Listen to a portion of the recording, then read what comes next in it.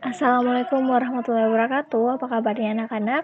Semoga selalu dalam keadaan sehat ya. Jangan lupa untuk selalu menjaga protokol kesehatan dengan cara mencuci tangan menggunakan sabun dan menggunakan masker ketika berada di luar ruangan. Anak-anak, hari ini kita akan belajar tentang KD 3.3 di mana yaitu materinya tentang anggaran pendapatan dan belanja.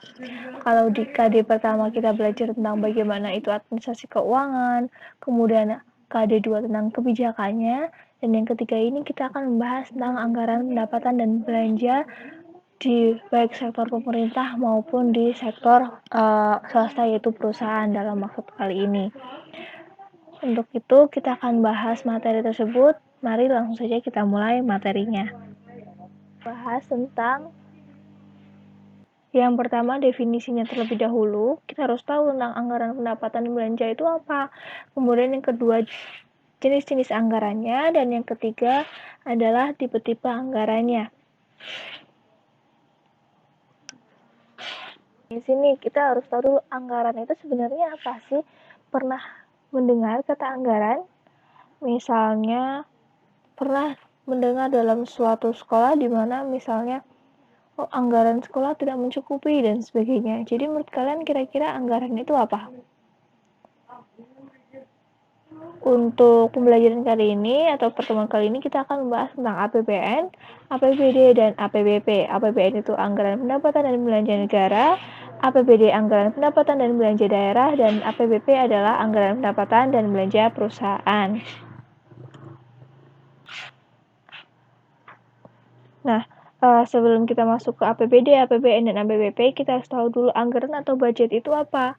Budget merupakan rencana atau kebijakan tertulis mengenai kegiatan suatu organisasi yang dinyatakan secara kuantitatif dan umumnya dinyatakan dalam satuan uang untuk jangka waktu tertentu. Jadi anggaran itu adalah semacam rencana tertulis tentang bagaimana kegiatan operasional perusahaan yang akan dilakukan selama periode tertentu. Misalnya dalam 1 tahun periode perusahaan kita itu mau melakukan apa saja. Kemudian dinyatakan dalam satuan kuantitatif, yaitu dinyatakan dalam bentuk angka. Misalnya dalam 1 tahun kita akan membangun atau menghasilkan produk deterjen seberapa banyak, kemudian membutuhkan uang berapa, baik dari segi pembelian alat, kemudian membayar karyawan, dan sebagainya. Intinya semuanya dirinci secara tertulis untuk bisa kita realisasikan untuk bisa mencapai tujuan tersebut. Kemudian APBN atau anggaran pendapatan belanja negara adalah daftar sistematis yang memuat rencana penerimaan dan pengeluaran negara selama 1 tahun yang dinyatakan dalam rupiah. Jadi sama saja dengan pengertian budget, hanya saja ini lingkupnya adalah negara. Kemudian APBD adalah kebijakan keuangan tahunan pemerintah daerah yang disusun berdasarkan ketentuan perundang-undangan yang berlaku. Jadi APBD, APBN, dan APBP pada sistemnya itu sama, tentang rencana kebijakan tertulis yang disusun secara kuantitatif atau ditulis secara kuantitatif, namun lingkupnya berbeda-beda, ada negara, daerah, dan perusahaan. Untuk APBP sendiri adalah suatu rencana keuangan periodik yang disusun berdasarkan program yang telah disahkan. Anggaran merupakan rencana tertulis mengenai kegiatan suatu organisasi yang dinyatakan secara kuantitatif dan umumnya dinyatakan dalam satuan uang untuk jangka waktu tertentu. Nah, sebelum kita belajar tentang tipe dan jenis, kita harus tahu dulu sebenarnya fungsi anggaran itu apa.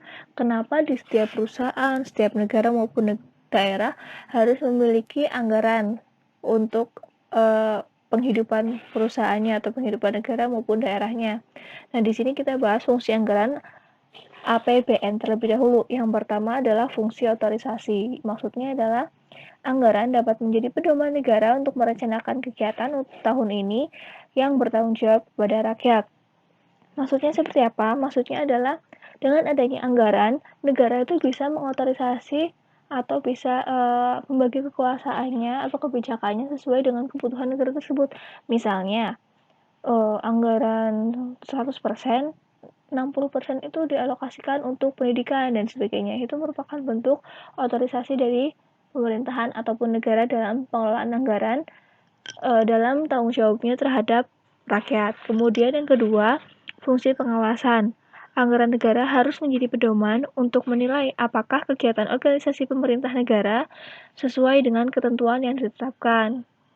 Jadi fungsi pengawasan intinya apakah kebijakan-kebijakan yang diputuskan atau yang dipilih itu sudah sesuai belum dengan tujuan maupun ketentuan yang telah ditetapkan di negara itu sendiri atau di pemerintahan itu sendiri, misalnya sudah sesuai dengan undang-undang atau belum, dan sebagainya. Yang ketiga, fungsi alokasi. Anggaran negara harus diarahkan untuk mengurangi pengangguran dan pemborosan sumber daya serta meningkatkan efisiensi dan efektivitas perekonomian. Jadi dalam penganggaran APBN tidak hanya untuk tujuan tertentu atau mencapai tujuan yang telah ditetapkan, tapi juga harus memikirkan efektivitas dan efisiensi perekonomian yang ada. Jadi diharapkan anggaran yang kita susun ataupun kebijakan keuangan yang kita susun itu bisa membantu juga mengurangi pengangguran, misalnya dengan 40% itu untuk infrastruktur. Nah, dari infrastruktur tersebut kita bisa memperkerjakan warga-warga untuk bisa bekerja membangun jalan tol dan sebagainya. Itu contohnya, misal seperti itu. Kemudian yang keempat, fungsi distribusi. Kebijakan anggaran negara harus memperhatikan rasa keadilan dan kepatutan. Jadi, dalam penyusunan anggaran negara itu tidak boleh misalnya hanya wilayah atau bagian tertentu saja yang bisa dikembangkan. Misalnya, karena Jakarta lebih modern, maka Jakarta yang lebih dibangun dan sebagainya. Tidak seperti itu. Pertimbangannya bukan berdasarkan subjektivitas, tapi lebih kepada objektivitas, mana yang lebih urgent untuk bisa kita kembangkan atau kita tingkatkan terlebih dahulu, seperti itu. Kemudian yang terakhir, fungsi stabilisasi, yaitu anggaran pemerintah menjadi alat untuk memelihara dan mengupayakan keseimbangan fundamental ekonomi. Jelas ini ada kaitannya dengan baik alokasi, distribusi, pengawasan, dan sebagainya. Intinya kebijakan keuangan yang kita lakukan itu semata-mata bukan untuk kepentingan pribadi, tapi untuk stabilitas perekonomian negara atau pemerintahan. Kemudian fungsi APBD. Yang pertama adalah fungsi perencanaan. Maksudnya, penentuan tujuan yang akan dicapai sesuai dengan kebijaksanaan yang telah disepakati. Untuk fungsi ini mudah dipahami ya. Pada intinya, anggaran yang kita rencanakan itu harus sesuai dengan tujuan yang ingin kita capai itu apa. Kemudian baru kita rencanakan strategi-strategi ataupun penyusunan kebijakannya seperti apa untuk bisa sesuai dengan tujuan yang ingin kita capai. Yang kedua, fungsi koordinasi anggaran. Anggaran berfungsi sebagai alat mengkoordinasi rencana dan tindakan berbagai unit atau segmen yang ada dalam organisasi agar dapat bekerja secara selaras ke arah tujuan yang diharapkan. Jadi setelah kita mempunyai tujuan, kemudian membuat rencana yang sesuai agar bisa tujuan tersebut tercapai, kita juga harus mengkoordinasi anggaran-anggaran tersebut agar bisa berjalan atau sesuai dengan plot-plotnya masing-masing.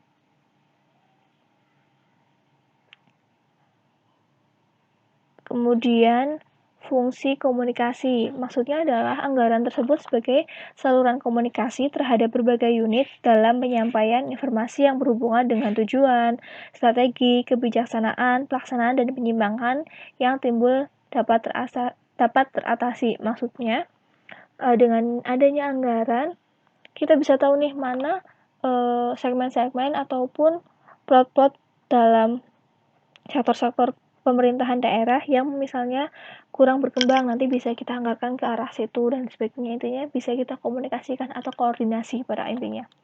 Kemudian yang keempat, fungsi motivasi. Anggaran belanja sebagai alat untuk memotivasi para pelaksana dalam melaksanakan tugas-tugas yang diberikan untuk mencapai tujuan. Ibaratnya seperti ini, kita sebagai karyawan nih, sebagai staff marketing, kita tahu bahwa kegiatan kita ataupun rencana kita disetujui oleh pihak atasan atau pihak pemberi dana dengan dana yang sesuai kita harapkan. Otomatis kita menjadi termotivasi bahwa wah, saya diberi kepercayaan atau diberi amanah anggaran yang sesuai dengan yang saya mau. Berarti saya bisa mengembangkan ataupun melaksanakan tugas sesuai dengan yang saya inginkan dan sebagainya. Kemudian yang kelima, fungsi pengendalian dan evaluasi. Anggaran dapat berfungsi sebagai alat-alat pengendalian, dasar evaluasi atau penilaian prestasi, dan sekaligus merupakan umpan balik pada masa yang akan datang. Pada intinya, apabila kita memiliki tujuan, kemudian kita buat rencananya, kemudian kita koordinasi, komunikasikan, dan kita laksanakan, perlu adanya pengendalian dan evaluasi tujuannya, biar apa yang sudah kita rencanakan atau anggaran-anggaran yang sudah kita plot-plotkan dalam timeline bisa kita gunakan sesuai dengan waktu yang sudah kita rencanakan pula, dan bisa kita evaluasi agar untuk periode selanjutnya bisa kita perbaiki. Kemudian fungsi anggaran untuk APBP, dengan membuat dan menerapkan anggaran pendapatan dan belanja, suatu perusahaan akan menghindar dari pemborosan uang. Jelas, karena uang yang kita dapat itu kita catat atau kita tulis, kemudian kita gunakan pemanfaatannya dengan jelas. Misalnya perusahaan punya dana 100 juta atau anggaran 100 juta. Nah, dari anggaran tersebut mau kita gunakan untuk apa saja dan sebagainya. Jadi jelas, tidak ada pemborosan.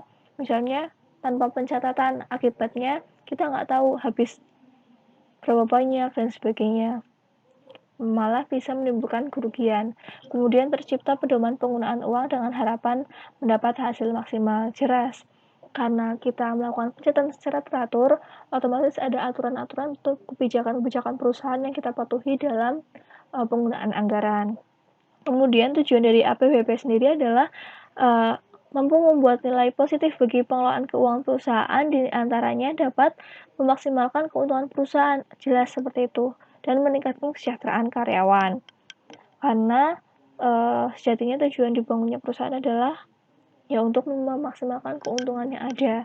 Tidak ada perusahaan yang dibangun untuk menciptakan kerugian. Serta jika perusahaannya untung, otomatis kesejahteraan karyawan pun terjamin. Nah, kita akhirnya masuk pada tipe-tipe anggaran. Terdapat 3 tipe anggaran yang bisa kita pelajari di sini.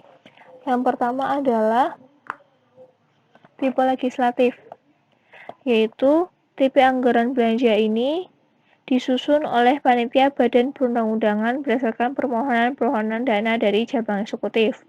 Kemudian tipe dewan atau komisi, tipe anggaran ini disusun oleh satu dari 2 jalan.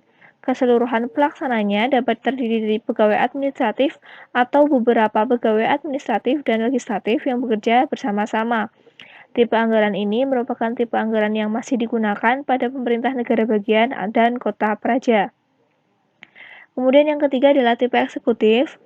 Pada tipe ini, suatu badan kepala eksekutif, biasanya Biro Anggaran Belanja atau Departemen Keuangan ya, membicarakan permohonan anggaran belanja dari semua badan eksekutif. Atas dasar ini, dan setelah berkonsultasi dengan kepala eksekutif, Biro atau Departemen Keuangan ini menyiapkan dokumen menyeluruh untuk diajukan oleh eksekutif kepada badan pembuat undang-undang pada pembukaan sidang. Sekarang kita lanjut ke sifat rancangan anggaran. Anggaran yang harus dibuat baik oleh negara, daerah, maupun perusahaan itu harus memiliki sifat yang seperti apa sih agar sekiranya anggaran tersebut dilaksanakan ataupun ditunaikan itu bisa memberikan manfaat ataupun tujuan tercapai bagi si perusahaan tersebut. Nah, di sini ada 4 sifat rancangan anggaran. Yang pertama adalah bertanggung jawab dan bulat. Maksudnya adalah keseluruhan program fiskal harus terkumpul menjadi satu, diringkaskan, dinilai dan diputuskan di sebuah tempat oleh orang atau badan yang diserahi tugas itu. Maksudnya, anggaran yang kita buat, misalnya contoh kasus di perusahaan, maka anggaran yang dibuat di perusahaan itu harus jelas, mulai dari misalnya untuk berapa periode, biasanya untuk satu periode itu dari kapan sampai kapan, misal Januari sampai Desember, anggarannya berapa, kemudian digunakan untuk apa saja. Direncanakan di perusahaan tersebut, misalnya direncanakan oleh seluruh direksi, kemudian disahkan oleh seluruh direksi, kemudian diputuskan oleh seluruh direksi. Jadi semua pelaksanaan mulai dari awal sampai pembuatan keputusan itu dilakukan oleh orang yang memang bertugas untuk itu. Kemudian yang kedua, fleksibilitas. Maksudnya adalah keleluasaan memilih yang sewajarnya di antara kebijaksanaan-kebijaksanaan di dalam menyusun anggaran belanja dan merumuskan kelonggaran administratif di dalam pelaksanaannya. Jadi, di setiap negara, daerah maupun perusahaan kan pasti ada kebijakan-kebijakan keuangan yang diterapkan. Namun kebijakan-kebijakan tersebut tidak bersifat rigid ataupun kaku. Ada hal-hal yang bisa kita kompromi untuk bisa disesuaikan dengan perkembangan ataupun kondisi perusahaan maupun pemerintah maupun daerah pada saat itu. Kemudian yang ketiga dapat dipercaya, maksudnya adalah penjelasan tentang perkiraan-perkiraan anggaran belanja harus cukup diteliti, terperinci dan kuat untuk menimbulkan penilaian yang sepatutnya. Artinya, anggaran itu atau rencana keuangan tersebut bisa dapat kita yakini atau percaya bahwa misalnya kita ada anggaran 100 juta nih, mau membuat pensi. Nah, dari anggaran tersebut rencananya 50 juta itu untuk sound system. Nah, kira-kira logis atau tidak? Misalnya 50 juta itu untuk sound system aja. Kemudian kira-kira sound system yang seperti apa 50 juta tersebut?